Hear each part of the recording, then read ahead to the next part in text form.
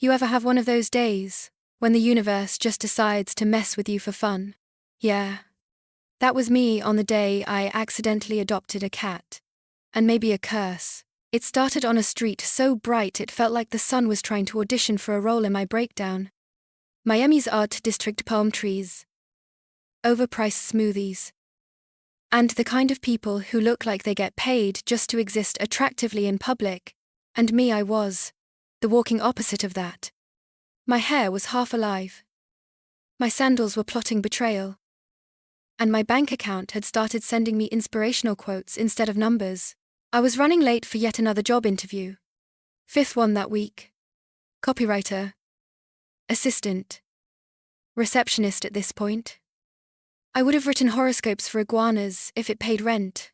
Then I saw her, an old woman, tiny, wrapped in a linen shawl too delicate for the Miami heat, standing by a cafe that smelled like espresso and false hope.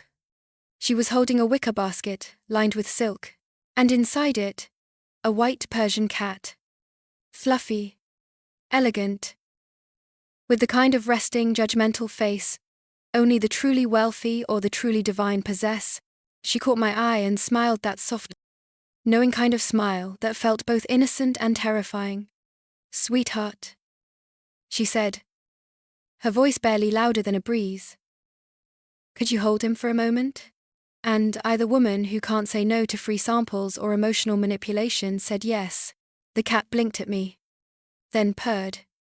It was warm, soft, ridiculously soft.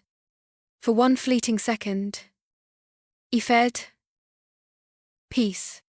Like holding this creature somehow fixed something I didn't even know was broken. Then, before I could even ask her name, the old woman pressed the basket into my hands and whispered, "He's yours now. Dear, he's meant for you." And just like that, she walked away, vanished, gone into the crowd like smoke. I stood there for a solid 30 seconds, holding a cat that wasn't mine, trying to process what had just happened. People stared. A tourist couple actually clapped, like this was street performance art. And me, I just muttered, "Well, I guess I'm a cat mom now," and carried my destiny literally down the block. By the time I reached my apartment, I had officially named him Milo, because he looked like a cappuccino with fur. Expensive. Extra foam. Emotionally unavailable. Milo stared at me with eyes, the color of secrets, judging me, constantly. And I don't know if it was sleep deprivation or delusion, but I could have sworn that Cat understood every thought in my head. The next morning, everything that could go wrong did. My Uber cancelled. My bus broke down. And Milo decided to pee on my only decent pair of pants. So, there I was running down Ocean Drive. Half-dressed, half-caffeinated, and completely over life. The sun was out for blood. The pavement was melting. And I was praying for reincarnation. That's when it happened. I slammed into someone. Hard. Not a cute movie bump. Not the oops. "You spilled my latte. Let's fall in love" kind of crash. This was full body. Full regret collision. Mi be explode. Papers flew. And my dignity took its final breath, right there on the sidewalk. When I looked up, the world stopped. The man in front of me didn't flinch. He just looked down at me with the calm indifference of someone who'd survived wars, or caused them. Tall, dark hair, slicked back but not too polished. A black suit that fit too perfectly to be legal. And eyes, those eyes. Gold in the sun, cold in the shade. He said, "Careful. Boy, slow. Smooth. Threaded with something dangerous. Miami is a dangerous place for distracted women." I blinked up at him. Dazed. Sweaty. And holding a tote bag that smelled faintly like cat betrayal. "Thanks, Captain Obvious," I said. "Next time, I'll schedule my breakdown somewhere safer, like a yoga retreat." He smiled. slowly, like someone who wasn't used to being talked back to, but kind of liked it. "You're bleeding," he said. I looked down, my elbow scraped. "Great. Perfect. Physical injury to match emotional damage." Before I could brush it off, he reached for my arm. His touch was careful, gentle, but controlled. He tilted my elbow toward the sunlight, and just like that, the air changed. His fingers brushed my skin, and the world shrank to that single point of contact. His gaze flickered up, steady, focused, searching. "You should clean that," he murmured. "My place is right there." He nodded toward a sleek glass building across the street, the kind with a private elevator and rent that requires a small soul sacrifice. I laughed awkwardly. "Your place? You think I just follow strangers into luxury condos because they have first aid kits?" He smirked, slow, confident. "No. I think you argue first, and then do it anyway." And damn it, he was right. So that's how I ended up in his penthouse. "Yeah. I know. Stranger danger. Don't worry." I was armed with sarcasm and mild anxiety. His home looked like it belonged on the cover of an architecture magazine. White marble floors, floor-to-ceiling windows. The ocean stretched beyond like an invitation and a warning. Everything about the place screamed control, perfection, power. He handed me a towel and a glass of water, like it was a peace offering. "Name?" he asked. I raised a brow. "You first." "Mysterious billionaire, with medical concerns." He smiled. "Adrian Moretti." The name hit something in my brain familiar. Electric. I'd heard it before. On the news. In whispered rumors à café. Adrian Moretti. The man no one could quite explain, but everyone feared to define. And there I was, in his house, bleeding slightly, and babysitting a cat. That's when Milo, my fluffy little omen, did something strange. He jumped out of his basket, padded across the floor, and stopped right in front of Adrian. Then he meowed. Once, Adrian froze. Completely. He crouched down slowly, staring at the cat like he'd seen a ghost. Same posture. Same stillness. Same quiet intensity I'd seen in old photographs of soldiers, remembering something they'd lost. "Where did you get this cat?" he asked. His voice lower now. "I hesitated." An old woman. Yesterday. She just gave him to me. Adrian's jaw tightened. White Persian. Gold collar. He glanced at the tag. The letters A. M. glinted under the light. He swallowed hard. "My mother had a cat exactly like this," he said quietly. "She passed away last year." Something in his tone soft, cracked at the edges, hit me right in the chest. "I'm sorry," I said. "You didn't." He shook his head. "She told me she'd send me a sign when I was losing myself." He looked up at me. And for the first time, those dangerous golden eyes weren't cold. They were human, haunted. "And you think that sign is my cat?" I asked, gently. He smiled, small, sad, a little unsteady. "Maybe it's not the cat." The room went quiet. The ocean murmured through the glass. And for one impossible second, it felt like the world was holding its breath. That's how it started. Not with fireworks. Not with fate written in stars. Just a girl. Agad. And a man who looked at both, like they might save him from something invisible. If I'd known then what that moment really meant, how it would pull me into a world of loyalty, danger, and love that hurts and heals. All at once, maybe I would have run. But he didn't. Because sometimes the universe doesn't send you warnings.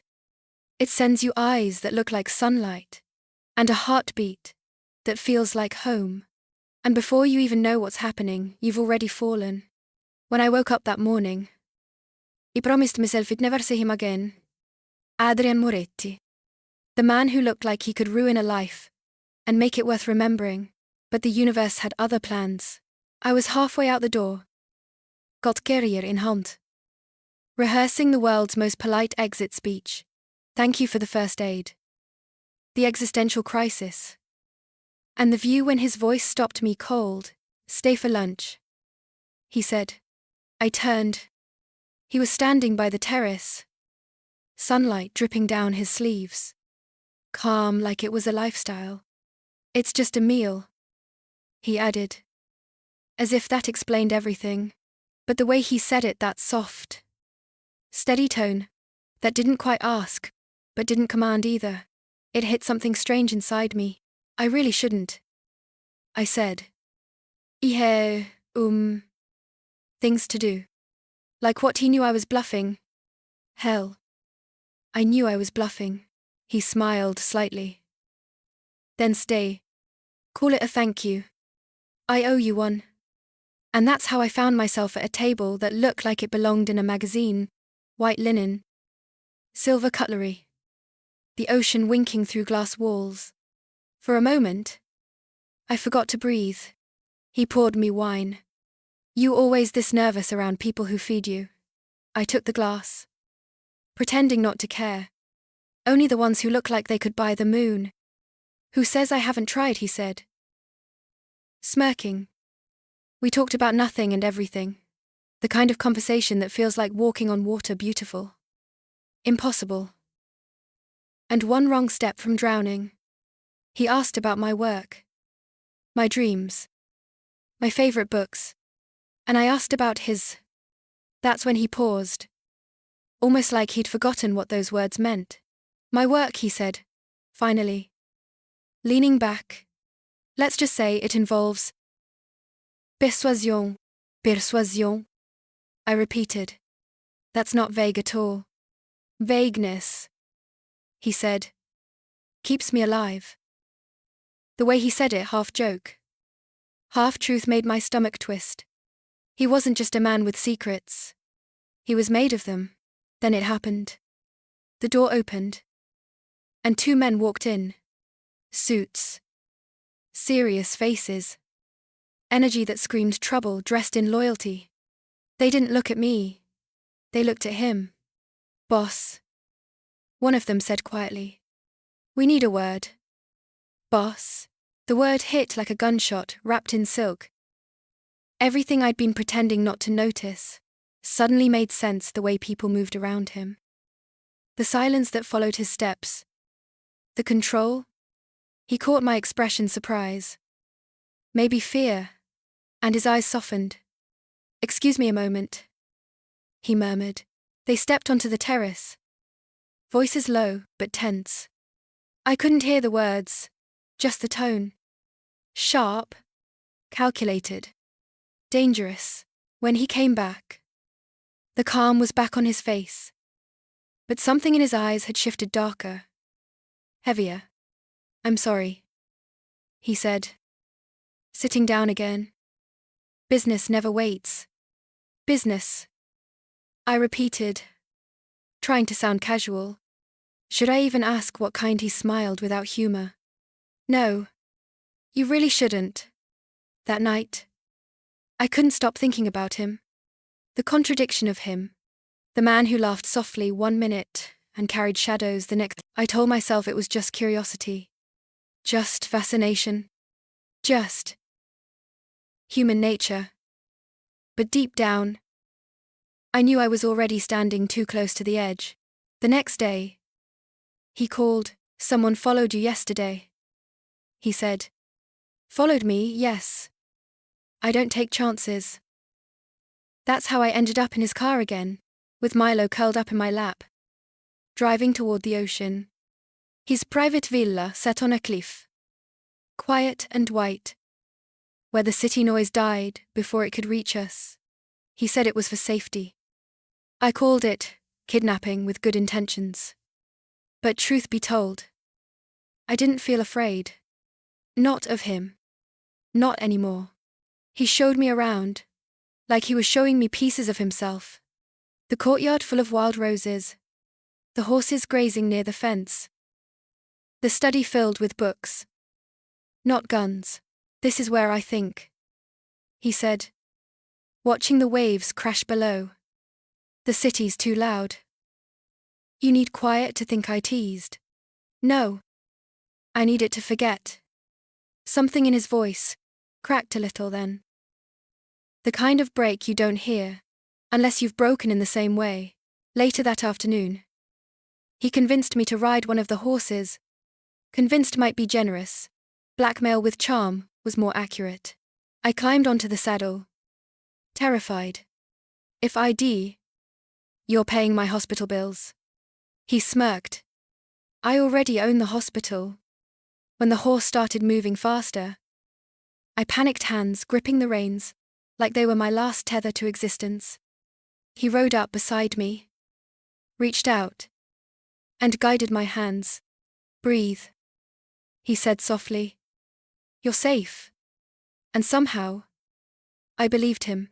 For a man surrounded by power, he carried it like a promise, not a threat. By sunset, we were laughing. Real laughter. The kind that feels like forgiveness for everything you didn't know how to fix. That night, we sat by the pool under a white pergola. Milo slept beside us, purring like a tiny metronome, keeping time for our hearts. Adrien, pour wine. His sleeves rolled, eyes half in shadow. You know, he said, most people don't talk back to me. Most people probably value their lives. I said. He smiled. And you don't. I value honesty more. He tilted his head, studying me. You're not scared of me. No. I said quietly. Of what comes with you, maybe. But not you. His gaze softened. For the first time, he looked uncertain. Everyone performs around me, he said. You don't. Maybe I just haven't learned my lines yet. He laughed quietly. Genuinely, that laugh did something dangerous. Because it wasn't just attraction anymore. It was connection. Real. Raw. Uninvited. He looked at me for a long moment before saying, You're real. And that broke me a little, because I realized he meant it. Days blurred after that. Coffee in the mornings. Teasing arguments over breakfast. Him reading on the terrace. Me pretending to work while secretly studying the way sunlight caught his jaw. He wasn't what the world said he was. He wasn't even what he thought he was. He was a man trying to remember how to be human. And somehow, I was part of that remembering. But peace, I learned, doesn't last long in borrowed worlds. It was late one afternoon, golden hour bleeding into shadow when his phone rang. He stepped away to answer. Voice low. Italian words sharp like glass. Even without understanding, I could hear it betrayal. When he came back, the calm was gone. His jaw tight. Eyes darker than I'd ever seen them. What happened? I asked. He exhaled slowly. One of my partners. He sold information. To who? Someone who wants leverage. He paused. The old woman who gave you the cat, she wasn't random. The words hit like ice water. What do you mean she wasn't random? He looked at me then. And I could see the truth written there before he said it. They used you, he said softly. To get to me. The air left my lungs. You're saying I was bait. He didn't answer immediately, and that silence said everything. I took a step back. So, what? I'm just another part of your business? A pawn. His voice broke a little. No. You're the only part that doesn't feel like business. I wanted to scream. Cry. Run. Anything. But I couldn't. Because anger wasn't the only thing I felt. It was fear, not of him, but of how much I already cared. So I was just a way to get to you, I asked quietly. He looked at me. Not the cold. Controlled Adrian Moretti. The world knew. But the man underneath. The one who looked tired of surviving. You were the only thing that made me forget they could. He said. Silence. The kind that hurts. The kind that feels like truth. Finally breathing, he stepped closer. I should send you away. Then why don't you? I whispered. He smiled. Broken. Because I don't want to. And then he kissed me. Not like in movies. Not slow. Not perfect. It was desperate. Messy. Too honest for the world we lived in. And I kissed him back, because pretending not to want him had become unbearable. When we finally pulled apart, everything around us felt changed, heavier. More dangerous. More real. He rested his forehead against mine. This isn't safe, he said. For you. For either of us. I don't care. I whispered. For once. I don't want safe? That night, I lay awake, listening to the ocean outside, and Milo's soft purr beside me. Somewhere in the house. I knew Adrian wasn't sleeping either. Two people strangers. Sinners. Survivors caught between danger and desire. Pretending for just one night that the world outside didn't exist. And maybe that's what love really is. Not peace. Not safety. But the one quiet hour before the storm hits when your heart believes, foolishly, that it can change its fate. The sun was setting the way it always does before something breaks too beautiful. Too quiet. Like the sky doesn't know it's about to bleed. Adrian's men had been restless all afternoon. Phones buzzing.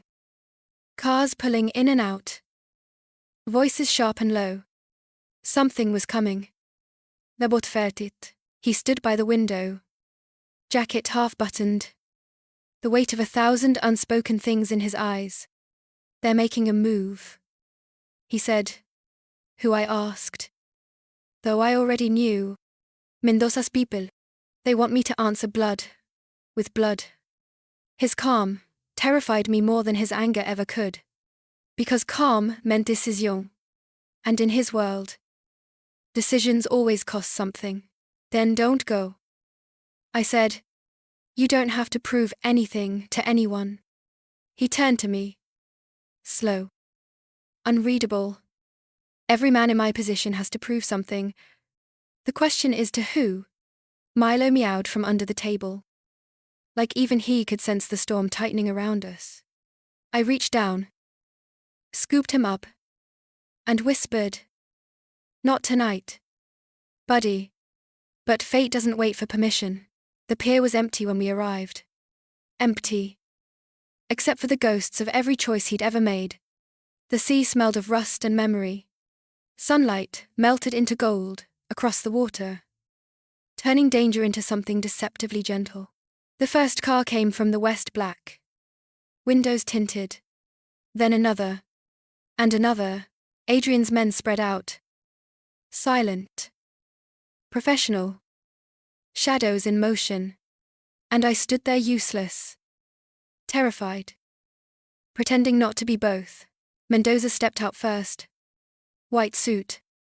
Expensive arrogance. He smiled like he owned the sunset. Adrian. He called.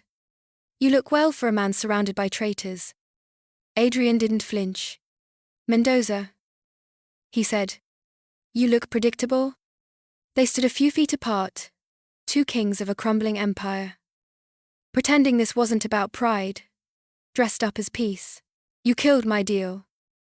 Mendoza said. You walked away from the game. I changed the rules. Adrian replied. Mendoza laughed. You think love makes you clean. You think she makes you pure. His eyes flicked toward me. And I swear, for one moment, I saw the bullet forming in his smile. Adrienne's voice dropped soft. Steady. Lethal. You don't speak her name. For a second. Time stopped. Then someone moved too fast. Too soon. And chaos cracked open the world. Gunfire. Shouting. The echo of metal meeting air. Adrian's men reacted instantly. Shields of loyalty and madness. I dropped to the ground. Clutching Milo's carrier. Heart pounding in my throat. Through the blur, I saw him, Adrian, still standing, shouting orders, refusing to draw his own weapon. No blood, he yelled. No one dies tonight. And that's when I realized he wasn't fighting them. He was fighting himself. He could have ended it with one word. He could have commanded death with a glance. But instead, he looked at me, and I, shaking, terrified, alive, ran to him. Adrian, I screamed, grabbing his arm. Stop. You don't have to win like this. He caught my face in his hands, his breath ragged. They'll never stop. Then be the one who does. For a heartbeat. The whole world held still. The noise faded. The guns lowered. The sun sank, and for the first time in his life, Adrian Moretti stepped back. He could command men with a look. But it was me who made him stop. The war didn't end that night. But something inside him did. A few days later, the house felt different, lighter, almost sacred in its silence. He'd been on the phone all morning, selling properties, transferring accounts, shutting everything down. By evening, the empire that once ruled the city existed only on paper. When he came to find me, I was on the terrace, watching the last of the sun burn out behind the sea. It's done, he said. What is everything? The businesses, the men, the lies. I'm out. I stared at him. You're serious? He nodded. You showed me I could live without control. Now I want to try. I didn't answer right away, because the part of me that had always chased safety was screaming, and the part that loved him, that wild, stupid part, was already packing a suitcase. Do you even know where you're going? I asked. He smiled. Anywhere the sun rises slower. That's not a plan. It's a beginning. I laughed, small, shaky. You're insane. Then stay insane with me, he said, and somehow, that felt like the most reasonable thing in the world. We left before dawn. The sky was pale gold. The kind of morning that pretends it doesn't remember what came before. Milo purred softly in his carrier, his little face pressed against the glass. As the plane lifted, the city below grew smaller, just a sprawl of light and noise, and everything we survived. I pressed my forehead to the window and whispered goodbye to the girl who thought she needed to be saved. Beside me, Adrian sat quietly, hand in mine, eyes forward. For once, he wasn't planning, he wasn't commanding, he was just breathing. And maybe that was the truest freedom of all. Soft piano and wind. People say love is chaos. Maybe it is. But sometimes, chaos is the only way the universe tells you you're alive. Because peace isn't the absence of storms. It's learning how to dance when they come. And for the first time in forever, I wasn't running from the noise. I was flying into it with the man who taught me that even broken things can choose the light. Music swells final monologue tone. Would you have stayed with Adrian, or walked away with your peace? Tell me your confession below. And don't forget to like, share, and subscribe to Midnight Confessions, where every love burns bright enough to leave a scar. And that was Midnight Confessions, the cat, the curse, and the man I wasn't supposed to love. If you felt something, if this story made you believe that love can still exist in the middle of chaos, then don't just leave quietly. Hit that like button. It tells the algorithm this story was worth hearing. Subscribe, so you don't miss the next confession every week. A new story about love, fate, and the choices that change us. Comment below. Would you have stayed with Adrian, or walked away with your peace? Tell me your answer, your theory, or even your favorite line. I read every comment myself. And hey, if you think someone out there needs a little reminder that even in darkness, love can find you, share this video with them. Because stories like this one, they're meant to be felt, not forgotten.